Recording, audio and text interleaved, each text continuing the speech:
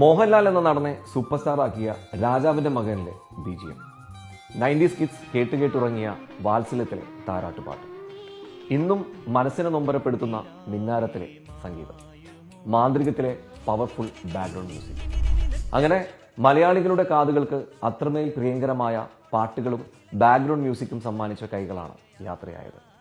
SP Venkatesh. മുറ്റം നിറയെ മിന്നിപ്പടരും മുല്ലക്കൊടി പൂത്ത കാലം. തമിഴ്നാട്ടിലാണ് ജനനമെങ്കിലും തമിഴിനേക്കാൾ മലയാള സിനിമയിൽ ഹിറ്റുകൾ സമ്മാനിച്ച സംഗീത സംവിധായകൻ.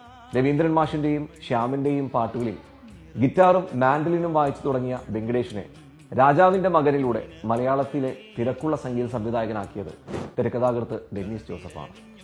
അവിടുന്ന് അങ്ങോട്ട് ഇന്ദ്രജാലം, കിലുക്കം, സ്ഫടികം, ജോണി വാക്കർ, ഹിറ്റ്ലർ തുടങ്ങി ദേശീയ അവാർഡ് വരെ നേടിയ പൈതൃകം വരെ 100ഓളം ചിത്രങ്ങൾ. കിരികിൽ പമ്പരം പോലുള്ള താരാട്ടുപാട്ടുകൾ മുതൽ യൂത്തിനെ ആഘോഷമാക്കിയ ബാഗി ജീൻസ് സോങ് വരെ എല്ലാത്തരം പാട്ടുകളും അദ്ദേഹത്തിന്റെ കയ്യിൽ ഭദ്രമായിരുന്നു.